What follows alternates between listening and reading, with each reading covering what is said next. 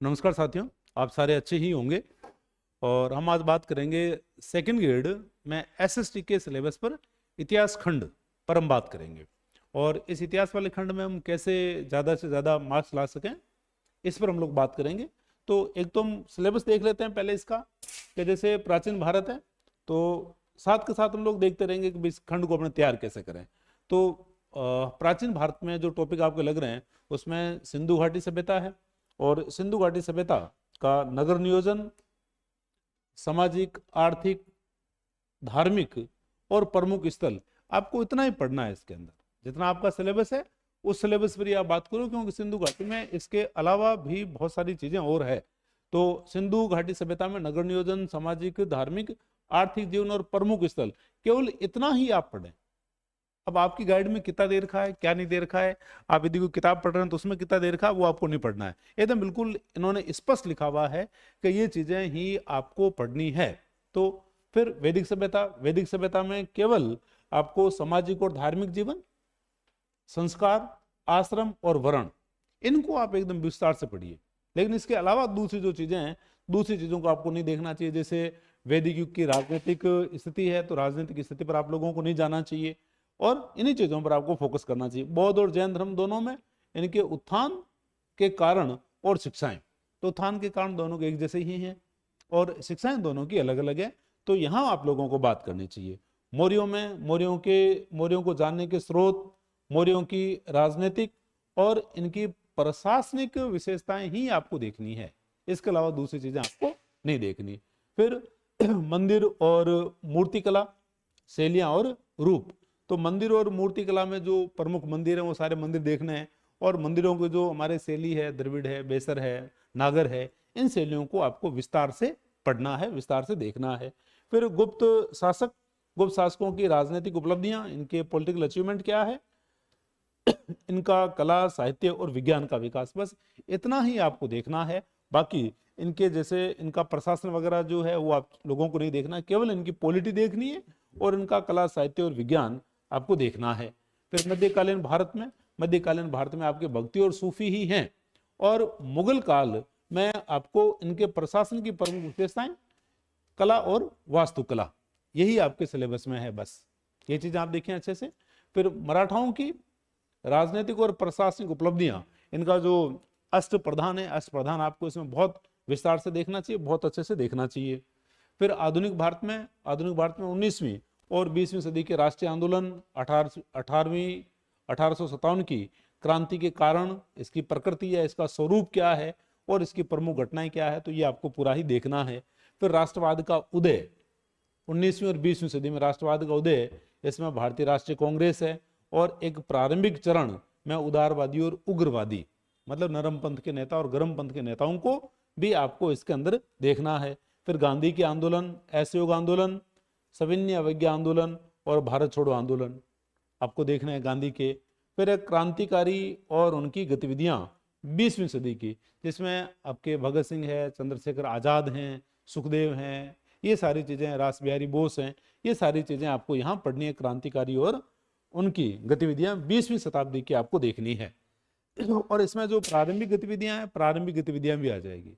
आपको महाराष्ट्र की गतिविधियां देखनी है, बंगाल की देखनी है, पंजाब की देखनी है, क्योंकि वो सारी 20वीं सदी की ही गतिविधियां हैं। फिर विश्व इतिहास, विश्व इतिहास में आपको अमेरिका का स्वतंत्रता संग्राम, फ्रांसीसी क्रांति और रूसी क्रांति देखनी है। प्रथम और द्वितीय विश्व युद्ध में कारण, घटनाएं और प्रभाव क्या रहे हैं, ये सारे आपको देखने हैं। अब ये जो सारे खंड हैं, ये सारे खंड हम तैयार कैसे करें, तो आपको इनकी जो पहले थ्योरी है, थ्योरी आपको बहुत अच्छे से पढ़नी चाहिए। और मेरा आपको सुझाव है कि पहले आप थ्योरी पढ़ें और थ्योरी पढ़ने के बाद ही आपको इसके ऑब्जेक्टिव निकालने चाहिए। और ऑब्जेक्टिव भी आपको जरूर ही निकालने चाहिए पर डे। जो आप टॉपिक पढ़ रहे हो उस टॉपिक से संबंधित आप जितने ऑब्जेक्टिव निकाल सकें, आपको ऑब्जेक्टिव निकालने चाहिए।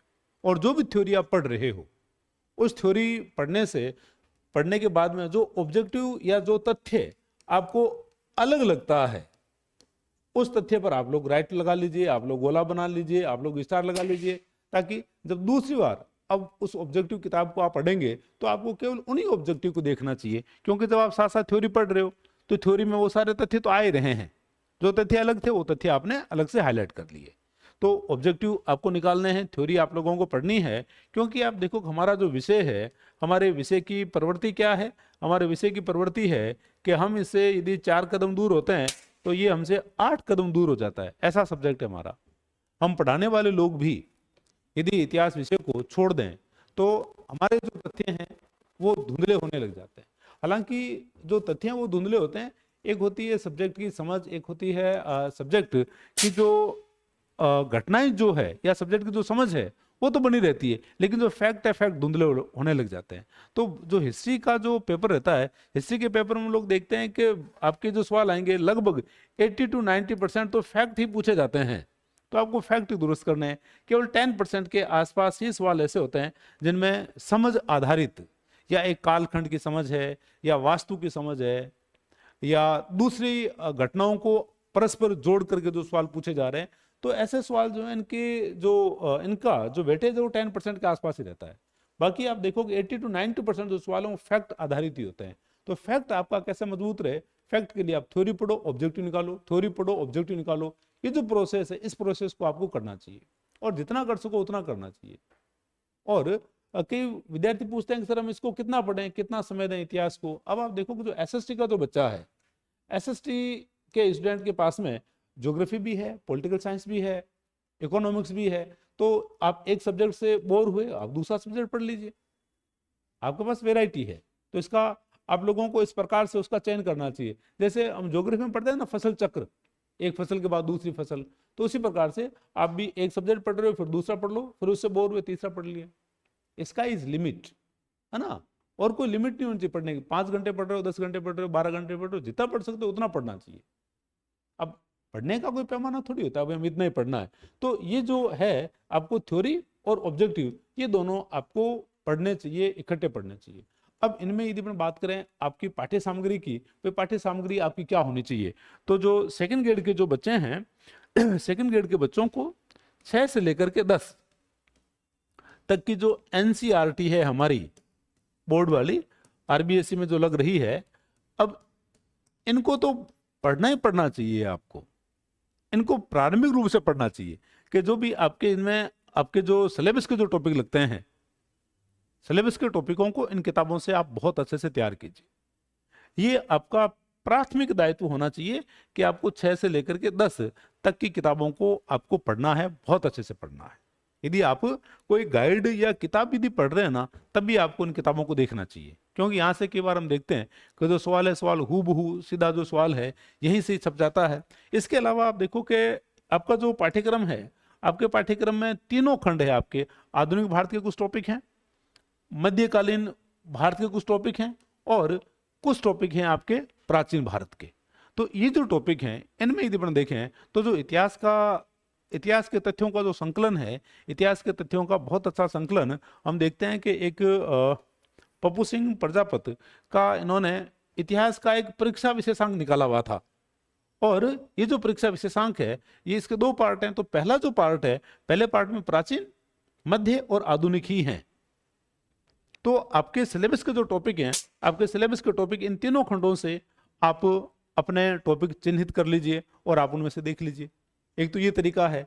और अब जो विश्व इतिहास है, विश्व इतिहास के आपके एक तो अमेरिका की क्रांति है, रूस है, फ्रांस है और सेकेंड और फर्स्ट वर्ल्ड वॉर है।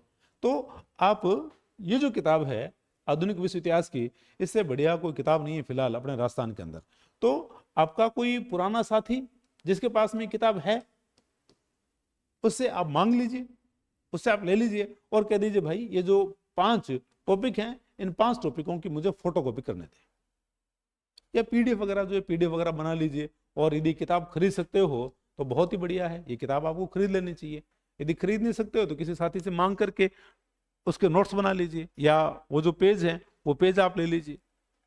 तो ये एक तरीका हो सकता है। दूसरा आप देखो कि आपको तो ये जो है इसमें आपको चिन्ह लगाने हैं, इसमें भी आपको चिन्ह लगाने हैं। तो आप देखो कि सेकेंड ग्रेड सामाजिक अध्ययन के लिए 2 भागों के अंदर पप्पू सिंह प्रजापत की पुस्तकें आने वाली है, अभी मार्केट में है नहीं।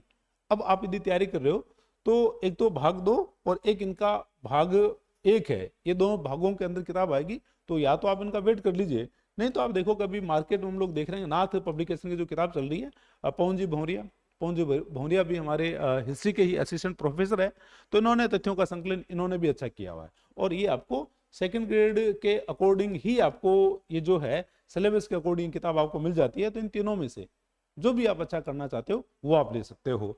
यदि आपको अलग अलग देखना है तो आप इनका या तो वेट कर सकते हो या फिर इस किताब में से आपको करना चाहिए और यहां से आपको करना चाहिए। क्यों? क्योंकि अभी जो पेपर आ रहे हैं भाई, पेपर बहुत कमाल के पेपर आ रहे हैं, और आपका जो पेपर है, आपका पेपर भी कमाल का ही पेपर आएगा। तो आप लोगों को इन पुस्तकों से अपना जो पाठ्यक्रम है, आपका पाठ्यक्रम आपको बहुत अच्छे से तैयार करना चाहिए। और आपको साथ के साथ शॉर्ट नोट्स बनाने चाहिए। शॉर्ट नोट्स बनाओ जो भी आप पढ़ रहे हो, और फिर इन शॉर्ट नोट्स में आपने जो महत्वपूर्ण फैक्ट थे, महत्वपूर्ण फैक्ट आपने लिख लिए, उनको वापस आप रिवाइज करो, बार बार रिवाइज करो। आप हिस्ट्री का एक सीधा सीधा फंडा है, आप जिसका इसका जो जितना ज्यादा रिवीजन करेगा उसका तथ्य उतना अच्छा रहेगा। भाई आपको वहां जाकर के उत्तर पहचानना ही तो है, तो उत्तर के पहचान में मजबूती कब मिलेगी? जब आपका रिवीजन ज्यादा अच्छा हो। तो इनके आधार पर आप अपना सकते हो कि मेरी सलाह है कि इनके जो फैक्ट हैं, इनके फैक्ट बहुत अच्छे हैं और गहराई वाले फैक्ट भी हैं। तो आपको ये किताब देखनी चाहिए एक तो, क्योंकि मैक्सिमम जो टॉपिक हैं आपके प्राचीन, मध्य और आधुनिक भारत के ही हैं। और एक आपको ये वाली जो किताब है, ये वाली किताब भी आपको लेनी चाहिए, या फिर आपके किसी साथी के पास है तो उसे लेकर के आप जो है अपने टॉपिकों को देख सकते हैं। तो इस प्रकार से आप अपना एसएसटी वाला हिस्ट्री का जो खंड है वो तैयार करें, क्योंकि अब कोई भी जो खंड है उसमें एक विशेषज्ञ के जैसे सवाल पूछे जा रहे हैं। अब पहले जैसे सवाल नहीं आ रहे हैं। जैसे पहले सिंधु सभ्यता का एक स्थल है मोहनजोदड़ो, तो उसका पूछ लेते थे कि वो जो नर्तकी है मोहनजोदड़ो की नर्तकी, वो काम मोहनजोदड़ो की नर्तकी किस धातु की बनी हुई है ना, उसकी लंबाई क्या है, वो खोजी किसने। इस प्रकार के सवाल जो हैं, इस प्रकार के सवाल आपके बन सकते हैं। पहले की तुलना में अब पेपरों का स्तर काफी अच्छा आ गया है, आप लोग भी देख ही रहे हैं, है ना। तो आप लोगों को अपने खंडों को इस प्रकार से तैयार करना चाहिए। धन्यवाद।